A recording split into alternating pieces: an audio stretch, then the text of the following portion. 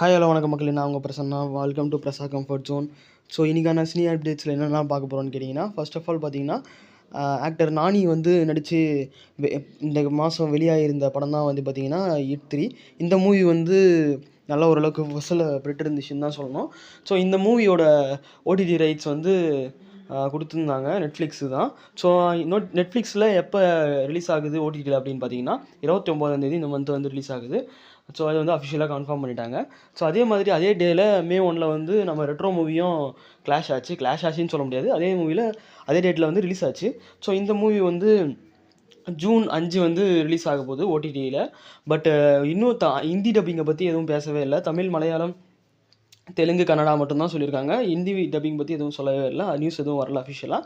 So next வந்து பார்த்தீங்கன்னா, இன்றைக்கி வந்து குபேரா மூவியோட ட்ரைலர் வந்து ரிலீஸ் ஆயிருந்துச்சு. ஸோ இந்த ட்ரைலர் டீகோடிங்கும் இப்போ பார்க்கலாம். ஓகே, ரெகுலராக எல்லா மூவிலும் பார்த்தீங்கன்னா கிளைமேக்ஸில் என்ன நடக்க போகுதுன்றத ஒரு சீன் மூலிமா, ஒரு சாங் மூலிமா வந்து சொல்லிவிடுவாங்க. பட் இந்த மூவி குபேரா மூவியில் ஒரு சாங் மூலிமாவே ஒரு படத்தில் என்ன இருக்குது அப்படின்றத ஓவராலாக சொல்லியிருக்காங்க. அந்த சாங் வந்து இந்த ட்ரைலரில் வந்து ஒரு 2-3 இடத்துல வந்து வருது. ஸோ ட்ரைலர் வந்து பார்த்திங்கன்னா ஒரு கரெக்டாக 1.5 நிமிஷம் தான் இருக்குமே. பட்னா அந்த 1.5 நிமிஷத்துலேயே எல்லாத்தையும் சொல்லிட்டாங்க. யார் என்ன, யார் வில்லன், யார் ஹீரோ அப்படின்னு சொல்லிட்டு எல்லாமே சொல்லிட்டாங்க. இதில் மோஸ்ட்லி பார்த்தீங்கன்னா எல்லாமே இருக்கிறவன், எதுவுமே இல்லாதவன், எல்லாமே இருக்கிறவன் இன்னும் வேணும்னு பார்க்குறான், பேராசைப்படுறான். எதுவுமே இல்லாதவன் எனக்கு எதனா ஒன்று இருந்தால் போதும் அப்படின்னு சொல்லிட்டு பார்க்குறான். இதுதான் வந்து இந்த படத்தோட ஒன்லைனாக இருக்கும்னு சொல்லிட்டு இந்த பாட்டு மூலிமாவே, இந்த ட்ரைலரில் கொடுத்துருக்க சாங் மூலிமாவே சொல்லிட்டாங்க. சிறுக எல்லாரையும் ஏமாற்றி வன்மம் பண்ணி எல்லாரையும் ஒரு இது பண்ணி வாங்கின பொருட்களை அதெல்லாம் எப்படி சேர்த்து வச்சானோ அந்த சேர்த்து வச்ச வீடையே இடித்து தரமட்டமாக்குறாரு நம்ம ஹீரோ. எப்படி சொல்ல வரேன்னா, ஒரு கோட்டையை கட்டியிருப்போம், அந்த கோட்டையை வந்து அவர் தகர்த்தெறிகிறாரு. இதெல்லாம் வந்து உன்னோட சொந்த உழைப்பில் வாங்கலை, இதெல்லாம் வந்து மற்றவங்களை ஏமாற்றி வாங்கினேன் அப்படின்னு சொல்லிட்டு நம்ம ஹீரோ வந்து தகர்த்தெறிகிறது தான் கதையாக வந்து போகுது. சரி, இப்படி என்ன தான் இருக்குது அப்படின்னு கேட்டிங்கன்னா, உயிர் வாழ தேவையான அத்தியாவசிய திங்ஸ் தாண்டி இன்னும் நிறைய வந்து அவர்கிட்ட இருக்குது. கோடீஸ்வரமாக கோடியாக பணம் இருக்குது, பதவி இருக்குது, எல்லாமே இருக்குது.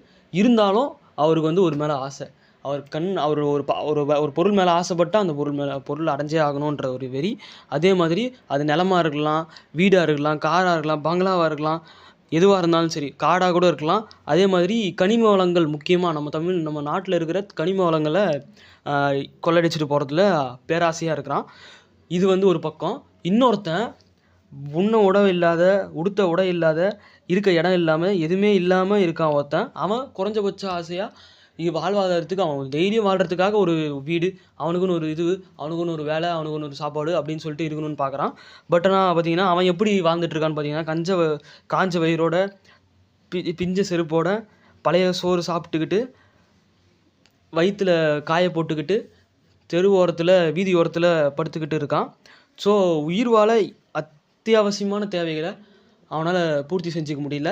ஆனால் வெளிநாட்டில் போயிட்டு கஷ்டப்படுறான், அவதிப்படுறான். ஸோ இந்த மாதிரி தான் வந்து தனுஷை வந்து காட்டுறாங்க. ஸோ இதில் வந்து நாகார்ஜுனா வந்து ஒரு கவர்மெண்ட் அஃபிஷியலாக தான் இருக்கணும்னு சொல்லிட்டு நான் நினைக்கிறேன். ஏன்னா இந்த ஒரு பர்டிகுலர் போர்ஷனில் பார்த்தீங்கன்னா ஆதார் கார்டெலாம் இருக்கும். அதே மாதிரி வந்து பார்த்திங்கன்னா இவரை வந்து கைது பண்ணிட்டு போகிற மாதிரியும் காமிப்பாங்க. ஸோ மேபி வந்து இவர் மேலே பொய் கேஸை போட்டு இது பண்ணுற மாதிரியும் இருக்கலாம்.